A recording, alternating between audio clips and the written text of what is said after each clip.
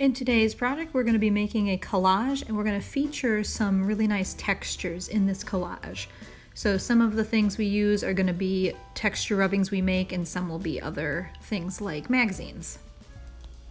Let's go outside and find some different textures to do texture rubbings. You'll need a crayon with no paper on it, and a piece of paper. A thin piece of paper works well, like a regular sheet of copy paper. Find an interesting texture like this porch table that I have here, and rub your crayon on it sideways. Really observe and look around outside and see what kind of different textures you can find. Here I found this water tank with an interesting texture. Don't forget to look down under your feet because concrete and cement can have an interesting texture. So here I'm trying it with a different color.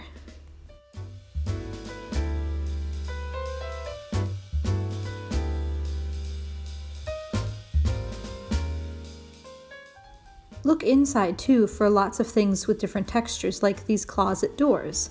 They have kind of a wood grain that I thought would look interesting.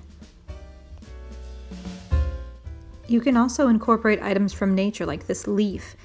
If you put it with the veins facing up, you can get some really nice details when you do your texture rubbing, so give that a try.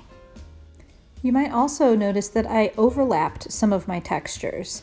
That can turn out really nicely too. So here I discovered that the wood grain of the table was really nice, and I just went ahead and extended it into some of the other texture rubbings I had to give it a layered look. Here I found some really neat shapes and textures on this table where I had some geometric areas cut out. Do be careful not to let your crayon run over the edge and get on the furniture. Later on, we'll use our texture rubbings and incorporate them into our collage. To get started with the collage, you'll need a glue stick, scissors, and a marker, and you'll need to have the drawing that you want to make into a collage. So I have this cupcake that I drew, and I'm going to be taking my texture papers and cutting pieces out of that to incorporate into my cupcake. It helps when you're putting the collage together to think of it like a puzzle. You're using your pieces of paper to fill in or color in the picture. Here I'm using my marker to show me where I need to cut off some extra paper so that this piece I'm working with is going to fit in the spot where I'd like it.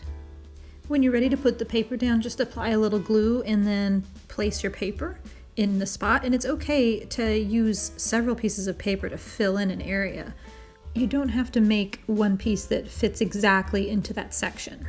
Now when you're making collage, you can use a variety of materials. Like here I'm cutting up some junk mail. You could use newspapers, you could use magazines, you could even use scraps of fabric or yarn or thread. What I'm using in this one today is mostly some junk mail that I got and the texture rubbings that we made earlier in the video.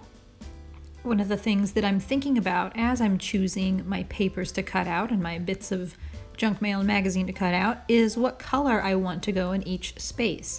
Now I know that I want my cupcake to be bright colors, but I want the background behind the cupcake to have some contrast so that my cupcake stands out. So I'm not going to be using bright colors in the background.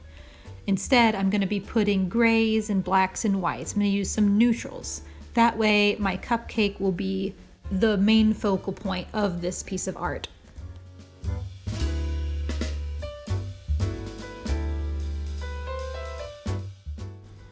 Now here you'll notice that I've put a darker color at the bottom of each little section of frosting. That can help give a little more form and depth to your collage. So pay attention not just to what color you're using, but where it is on the value scale, how dark it is or how light it is. So I put like a light pink with a dark pink, sort of a shadow underneath, and then did the same thing with the purple layer and the bluish purple layer.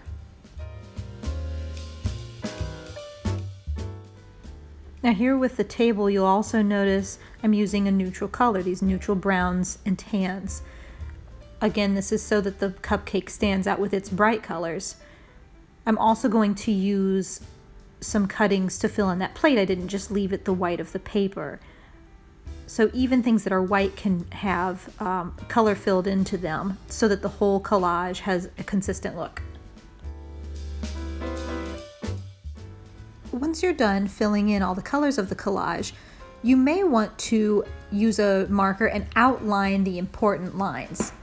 This is optional, but I just thought with mine it would really make the cupcake stand out, so I outlined everything. You do want to wait until your glue is completely dry, because if you're trying to draw on this thing with wet glue around the edges, it's gonna mess with the marker and the marker probably won't work so well. So let your collage rest and completely dry before you do this step. Well, that's about it, guys. I hope you have a great time making your collage. Thanks for watching.